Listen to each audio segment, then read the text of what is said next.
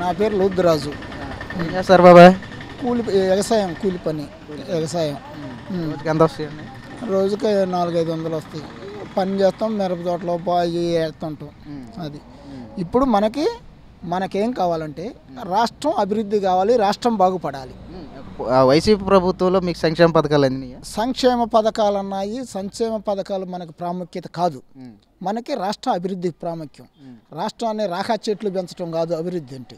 ఇప్పుడు వచ్చిన కూటమి ప్రభుత్వం దాన్ని మొత్తం బాకీలు సాకీలు మొత్తం ఎత్తేసుకుంటూ ఒక పక్క నుంచి సంక్షేమ పథకాలు ఇచ్చుకుంటా మళ్ళీ మన రాజధాని రాష్ట్రాన్ని బాగు చేసుకుంటా దానికోసం ఎంతో శ్రమిస్తుంది.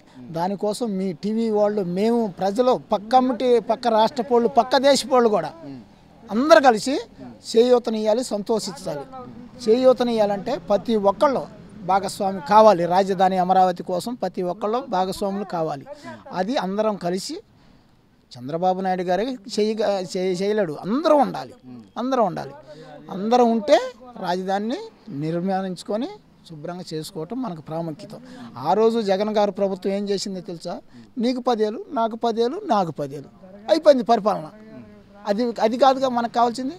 మన దేశంలో మనకి రాష్ట్రం అన్నది మన భారతదేశంలో కానీ మన రాష్ట్రం ఇక్కడ ఉన్నది. జగన్ గారు చేశారంటే ప్రజలకు ఆర్థిక ఇబ్బంది లేకుండా అనేది చేశాడు. ఆర్థిక ఇబ్బంది అంటే 10,000 రూపాయలు ఎన్నాళ్ళు ఉంటాయి? ఒక టాపీ సిమెంట్ అయితే అది ఒక చిరస్థాయిగా ఉంటుంది. సిమెంట్ వేయకుండా గుంజబాతి ఎన్నాళ్ళు ఉంటుంది? గుంజబాతి ఎన్నాళ్ళు ఉండదు కదా. మనకి ప్రాముఖ్యత శాశ్వత నిర్మాణం. మరి జగన్ గారు చేసింది ఇప్పుడు జగన్ గారు చేసింది అదే 10,000 వాటికి రెట్టింపిస్తానని వాగ్దానం ఇచ్చి సూపర్ 6 అని ప్రవేశపెట్టి ఇప్పుడు కూటమి ప్రభుత్వం ఇచ్చారు కదా. మరి ఈ కూటమి ప్రభుత్వం కూడా తప్పేగా. మరి కూటమి ప్రభుత్వం వచ్చినాక కూడా కూటమి ప్రభుత్వం ఒక బండ నెత్తిని పెట్టుకొని వచ్చింది, బయటికి ఊరక రాలా. అవన్నీ ఇస్తారు, కంగారు పడాల్సిన అవసరం లేదు. ఒక్కొక్కటి ఇప్పుడు ఉసిక ఫ్రీ అన్నారు. ఆ రోజు జగన్ గారు ఏం చేసిండు? ఉసిక సొంతంగా అమ్ముకోండు.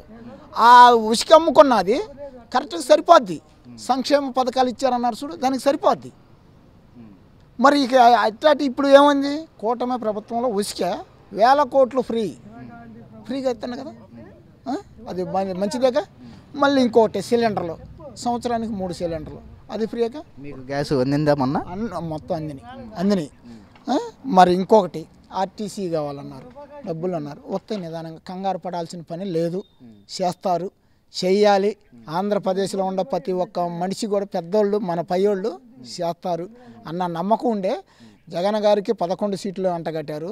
కూటమి ప్రభుత్వానికి మిగిలిన సీట్లు అంటగట్టారు. కరెక్టే కదా.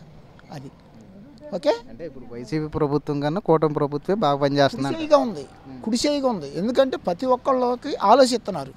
అది ఏంటంటే అప్పుడు వాళ్ళు ఏం చేశారంటే ఎంతసేపటికి నా వ్యవహారం, నా దృష్టి అన్నది చూశారు. కానీ రాష్ట్రం ప్రజలు ఇప్పుడు యూత్ ఉన్నారు, వాళ్ళు ఏం చేయాలి? చదువుకున్నారు.